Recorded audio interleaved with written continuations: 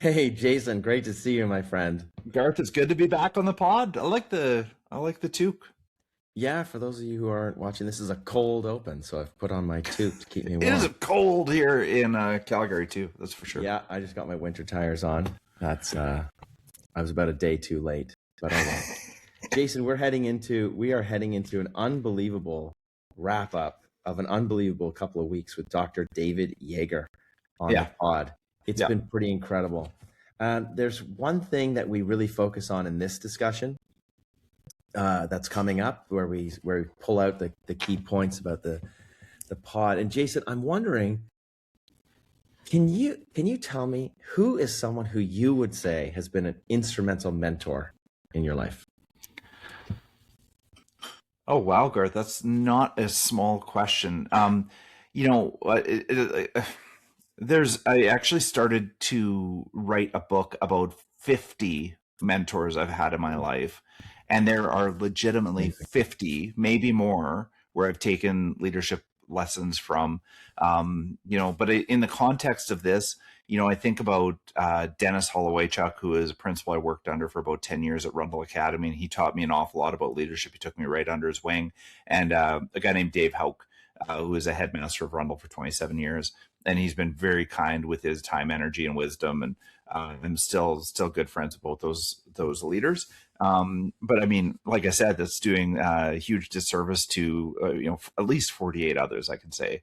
What about you, Garth? Well, in the podcast, we talk about who a mentor is, right? Yeah. It's aligning resources to support the long-term development of a young person, aligning resources like time and wisdom Yeah. and all of those great things. And so, yeah, there are way too many to name, but I would have to say another one was one of my first sort of head of school named Roger Wright. He did some Right. things that weren't necessarily like investing in specifically just me and him talking. It was really like watching him in that position of leadership and how he made everyone feel really seen and made everyone feel like they mattered. And so in this podcast, we demystify what it means to be a mentor, right? We Yeah. It's demystify totally this true. idea that it's something that you've got, it's one-on-one and so on, and so on, Mhm. and so on and so forth. And it was this discussion that prompted me at the beginning of the year at Kingsway to have student mentors. And I got 4 student mentors at my new school, which is an unbelievable gift to me. That's so cool. Yeah. Good. Well, I think, that's a perfect entry to this conversation, Garth. This series of 3 has been unbelievable with Dr. David Yeager, and I hope people enjoy this wrap up. Yeah. And we dedicate it to all those people in our lives who have played mentorship roles for Jason and I. Enjoy, You everybody. got it. Enjoy the show. Lassoing leadership, sharp and true. Beard's Book Club got wisdom for you. Turn the pages, let the stories flow. Unpacking lessons as we grow. Welcome back to Lassoing Leadership. I am Jason Rogers, and as always, I'm here with my co-host, friend, mentor, Garth Nichols. Garth, it is good to see you today. It's been a minute since we've done recording together. It's been a minute. You're right. It's great to see you. Highlight of my week, always. It's great. Yeah. As I was saying before we came on the air, I've been traveling a little bit over this last little while. I was in Vancouver, so shout out to my West Coast friends. And it was great. I got to have coffee with Adam Jusel, who's on our podcast not long ago. Yeah. And I actually went to St. George's and Crofton House as well. And what a great couple of visits those were. That's awesome. And I actually had a cross-Canada experience as well. I was coaching the U13 girls basketball team at Kingsway College School. We took part in the inaugural U13 girls case basketball tournament. We had quite a few schools from the West Coast, which was great. And that was a lot of fun. It was great, even though it was local in Toronto for our athletes. They still got a sort of national feel, welcoming schools from St. John's Ravenscourt, Collingwood, West Point Grey, like a lot of great schools from across the country. So that was really fun for us. Yeah, Garth, and I forgot to mention York as well, and I went there, and I think people are listening to the podcast in particular. This most recent episode with David Yeager seems to have hit a chord, and I'm really excited to wrap up this triad with David Yeager. I would love to see him back on the pod at some point, because you had mentioned, we could go on for another 4 hours with him, and we certainly could. I mean, we were just scratching the surface, but I think right now is a really great moment to sit back, recap the learnings from that pod and also from the book, and start unpacking it with our listeners. So Garth, I'm going to throw to you first. When you look back at the book and think about David and his work and the conversation we had with him, what's sticking with you? Yeah, I think that this is the closest thing to an instruction manual for raising teenagers or working with or employing teenagers. It's the closest thing that I've come across. And I think when you take that in the larger context of all the other books that we've been and all the other amazing authors that we've had and will have, we are creating a really great understanding of the fact that we've never known more about how the brain works. Let's get deep inside of it. And I think that the thing that sticks with me from this particular book from David Yeager is this mentor mindset. Mm-hmm. And there's a couple of things about it, right? That young people are craving status stability, or elevation. Yeah. Also, that they have this concept of respect, which is like, you need to still earn my respect, but I need to earn your respect as a mentor as well. And then finally, give them the agency, give them the ability to make their own decisions. And so if that is what this age group is looking at, then what is a mentor to those people?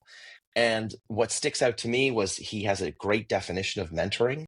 It's not something that I'm going to be a mentor, which means I'm going to be working with someone for 5, 10, 15 years. Mm-hmm. It could be a one-off conversation. It could be your disposition in how you lead, but it's the idea of aligning resources, all your resources, to support the development of a younger person, right? And that's the definition. That's a paraphrase of that definition. And so if that is mentoring, and if the outcome is status, respect, and agency, then I think that I've heard this terminology before, like a loving, caring demander, but this mentor mindset is this idea of high support and high expectations. Now, this is all through his book, but the one piece that I think is significant is we all want to be that to our young people, whether that's our own children or whether that's our students. And sometimes we might be doing it, we might not be, but we want to be, or we might be activating it, but do they know? Do they know that when you are setting these high expectations, you are also willing to support them? And so that was one that really stuck out for me, this whole concept of what it means to be a mentor, the outcomes that students are looking for, but also that you have to communicate with people, that you are setting these high expectations and you are giving them the support. So for me, that was what really stuck out.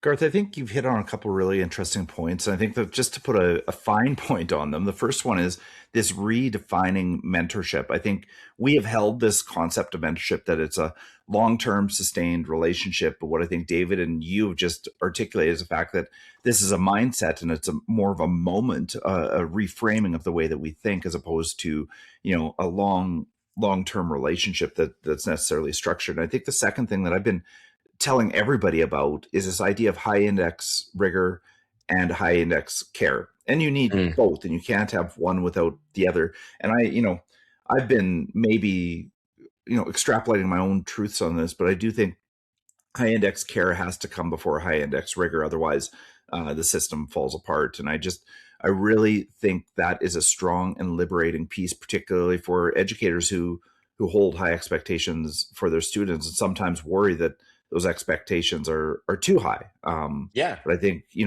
having care aligned with that, I think has been a really important takeaway. And I loved it in the podcast. We asked him about Ted Lasso, and he said, I don't like Ted Lasso season 1 and season 2 because he was just too much care. Yeah. He was too supportive without the high expectations.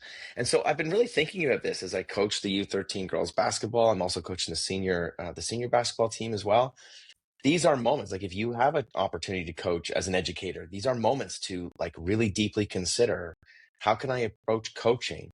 High expectations, high support, index that high rigor, index that high care, because you don't necessarily see them all the time, but how can you make those moments really matter in all of that? So yeah, I think, things are hard. And he talks about Chip England, legendary basketball shooting coach for the Spurs and others, where he said to them, he maintained their dignity, maintained their status, maintained their respect, maintain their agency by saying, I'm not going to break you down and build you back up again.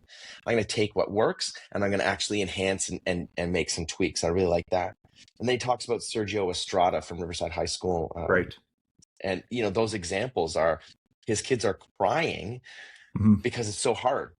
Yes. But they're not crying because it's impossible. They're crying because it's hard work, but they also know that they can go to Sergio for that support. And I think that's important, that we don't pull back and just lean into support when things go hard. We have to support them and mentor them through that hardship, that things will that this hard work is what life is about, really. No, I've been telling a lot of people about Sergio and that idea of crying. And I open up with I don't know if you heard the podcast, but David talked about crying and physics and this and that. And people do kind of take it back and say, well, that just doesn't feel right. And then I say, because physics is hard and because Sergio cares so much, this is why those conditions are happening. And I think people start to get curious when I mention that. And I think that, for listeners who haven't listened yet, go back and listen to David talk about those moments. And I think it will recalibrate or affirm some of your thinking. I think that's the best way to put it. And something that wasn't overted in all of this is that if you are a mentor, you want their long-term success. You don't want them to be success like Ted. It's not about wins and losses. It's about making these young people the best they can be. Nice tie. You don't want them to just succeed on that test. You want them to succeed in physics. To become a physician, like a physics professor. I was going to say physician, but that's a doctor. Anyway, different. Yeah. But you know what I mean, right? It's this idea that you are invested in their long-term success, not these short-term gains only. That's interesting, Garth. It's something I just learned from you, honestly, is this whole idea of mentor mindset is helping the mentee find their long-term success, maybe through short-term, empathy and interactions. And I think that is a really important takeaway from, I think, Yeager's mentor mindset. Maybe we should have back on and talk about that. That'd be super interesting. Yeah. Jason, what about you? What's sticking around there for you? I mean, Garth, I'm really on a mattering kick this year, these years. It's been going on for a couple of years. And I think a huge thread in our conversation with Yeager is about, young people are hyper attuned to respect. And I think this is not net new, but I think it is, really accentuated in this day and age and in this generation. I think the youth are, asking the questions like, do you see me? Do I count here? Am I being taken seriously? And when they're dismissed, obviously their motivation drops, the safety and risk-taking disappears amongst their, friends, mentors, and teachers. Their defensiveness spikes. And if we flip that and we, show them that they matter and that they are significant, I think that's a huge part of mattering. We will see the effort increase. We'll see the persistence improve. We'll see their belonging deepen. And I don't think it's about ego. I think it's about psychological safety and dignity. And I think leadership plays a giant role in this. And, I think when we set those expectations with high index rigor, high index care, we're saying to people around us, I expect a lot from you because I believe in you. And I think that's, a magic phrase that's brought up in Dan Coyle's Culture Code time and again. But just to put a point on it, I expect a lot from you. I believe in you and I care for you. And I think, those small acts of respect compound into trust. And I think that's the superpower that Yeager is really pulling through in this book and in this conversation. Yeah, and I think the example that he pulls out in the book is about a grocery store in Norway, and there's a manager named Ola, Stavanger, Western Norway. I actually know a lot of Norwegians. It's very impressive in some of my work, but so it was cool to hear this example. But it's a grocery store, and many of our youth are involved in retail, and in this grocery store, he sets goals for them. They're like, whoa, this guy takes this store really seriously. Yeah. And he does, because he understands that this is an opportunity to elevate and level up the youth. I'm going to take you seriously as an employee. I'm going to treat you really well, dignity, respect, all those, and status, because I want you to work here and then go on and carry that with you too, make a change in those ways. And there was something else in what you said about mattering, which is I you got me into it. It's such a powerful, powerful force. But it reminds me about Dr. Bell Liang and Tim Klein, this purpose mindset too, Yes, of right? course. The ability to give, the ability to seek joy with a purpose that is just greater than yourselves. And I think the more that leaders can do that, the more they are leaning into this notion of status, respect, and agency that kids and youth age 10 to 25 are looking for. Garth, I mean, you're totally right. The idea of mattering and purpose are intermingled, they're commingled. They cannot be pulled apart from each other. And I think Tim and Bell's work is really exceptional. And I mean, we've recorded a podcast with them as well. And Couple what a times. great couple of researchers, and Yeah. I hope people go back to that, because I do think they too have hit on something. I mean, there's one other thing that I love about David and his work is, the fact that the subtitle is 10, or the title is 10 to 25, right? And what David is saying to us is that adolescence runs longer now. Yeah. I think sometimes we like to, cut it off when these young people turn 18. They've got to be fully formed adults. They've got to be ready to go. And I think it's a powerful and often missed point. And I think neurologically, socially, and culturally, all Yeah. three, adolescence is stretching out longer. And I think we have to have a little bit more patience and understanding to fully understand and appreciate this generation. Yeah, and it's one of the things I think that's significant around that is that they're still forming their identity, right? They're still understanding who they are and what they can be in the world. And this book, 10 to 25, The Science of Motivating Young People, is about how do we make sure that they are engaging in the ways that we want them to be, that they want to be, that society needs them to be. And so when you have all of these competing voices, in the palm of their hand through social media, et cetera, school, the structure of school, but then mentoring, how do you make sure that they have a really solid moral compass to form their identity around? So I really appreciate that. And as such, he says this, what if we're the problem? It's What if totally the right. older folks are the problem? And we need to understand that some traditional leadership models will not work with this age and stage of development, like command and control. Right. There's a time and place for that. I would argue that David would say there's a time and place and age group for that as well. Because I think it can break down if people are being told, you will do this because I said so. That flies in the face of agency, status, respect. I think it's, comes back to coaching over commanding. We're talking about Nice. Coach Beard's Yeah. book club, but Yeah. that's really what it is. And it's like, we see it, partnership over power struggles. I think, Yeah. I think you're exactly right. I think, the kids these days, they're not the problem. It's a leadership adaptation challenge that we're facing. And I think, schools and workplace families that adjust will truly outperform those that don't, and will actually create better and healthier environments for not only the kids, but also the adults who work with the kids. Because if we help adults recalibrate the way they're seeing this, then yes, I think we can create better spaces for everybody. I think Yeager is opening the door for that. Jason, I want you to open the door for us a little bit wider. So Sure. here's my question to you. If schools that adjust to these concepts of 10 to 25, if they will outperform those that don't, I want you to consider this, that you are a leader of an incredible school, Rundle, in Calgary, and you have a whole bunch of different age ranges of students.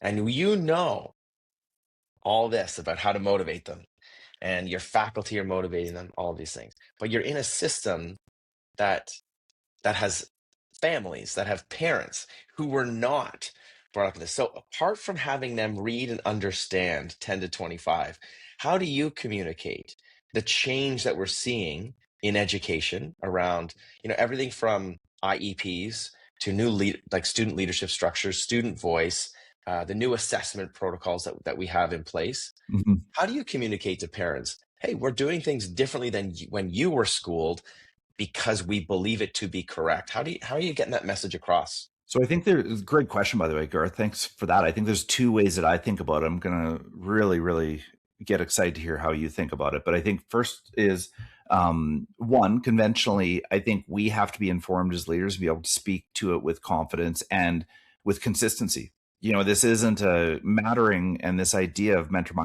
mindset aren't flash in the pan ideas. And I think that there has to be a consistent pull through in all the things we do in our school, whether it shows up in our strategic plan or weekly emails or our welcome back to school talks. I think that's conventionally the right way to think about it. I think the more unconventional approach is just know that if students see this, they are going to go home and they're going to tell their parents they see it. Mm-hmm. And students are going to be better adapted. They're going to be happier. They're going to be more motivated, and what ultimately we should see is those kids going home to their parents and their parents saying something has changed here. What's changing? And then coming back to the school and say, what are you doing differently? We're seeing this in our children. I think that's the more powerful outcome. It's one thing to tell and it's another thing to show. And I think the proof is in the pudding. And I think if we lean in on this, we will see the change from the student, and then the student will convince the community. And I think that's the virtuous cycle of change in this. Anyways, that's just off the top of my head. Virtuous cycle of change. Look at you. I love it. So what do you think? How's that sit with you? Yeah, I mean, yes, like those are some great pieces. I think this is a very challenging conversation in a lot of ways, because we have a perspective. We are the quote unquote professionals, and as I agree with you, we need to be very deep in the research. This has to be. We have to show the parents the research, but we have to connect that research with them on their level. We have the honor and privilege of their most important thing in the world, right? Their children. Yeah, well put. Yeah.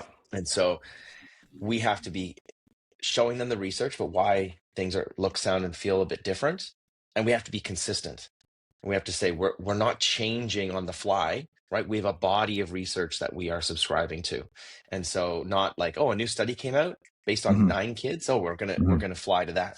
So I think it's important to be consistent in that, and not just sort of follow the winds of change. And then we have to really communicate, and then communicate that over and over again, and find new and exciting and engaging ways to communicate it. And one way that we do that at Kingsway College School is through our Portrait of the Grad.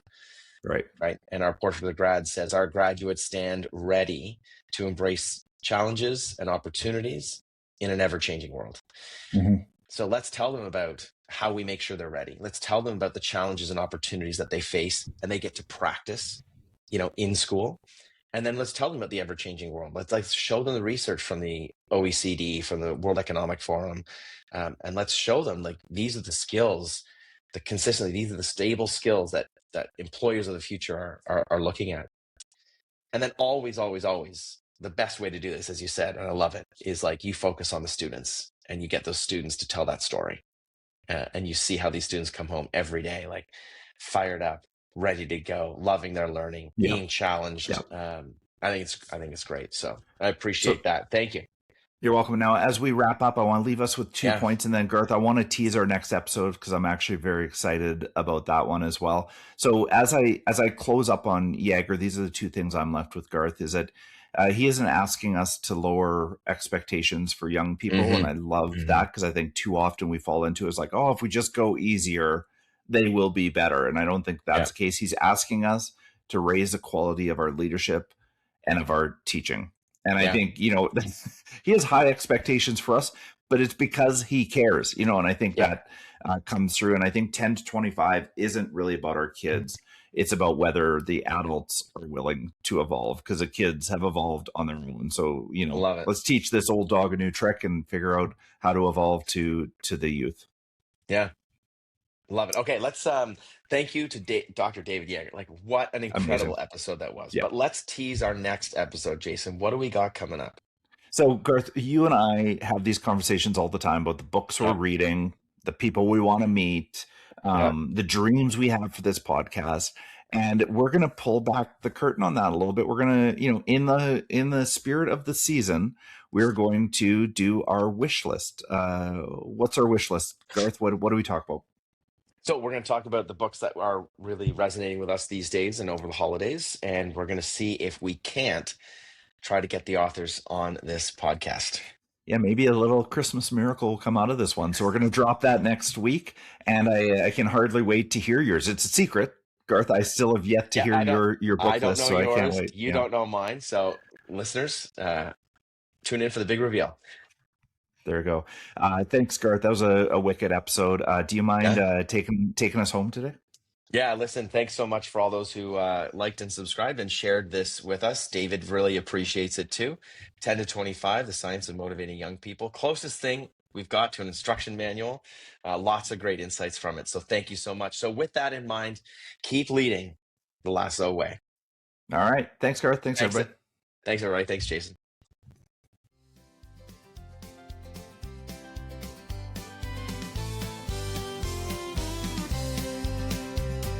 Grab your coffee, grab your seat. It's time to learn, it's time to meet. Garth and Jason setting the tone. Leadership lessons to take back home. Lassoing leadership, sharp and true.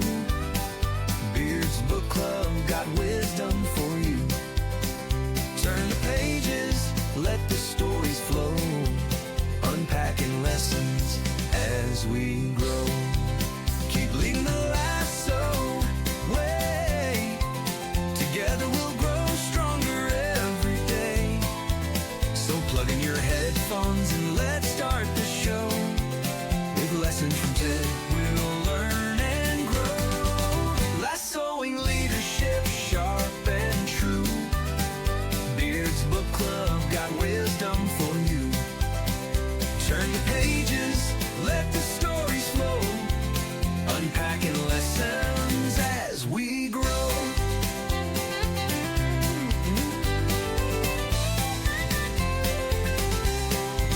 Keep leading the lasso way. Together we'll grow stronger every day. So plug in your headphones and let's start the show. With lessons from Ted, we'll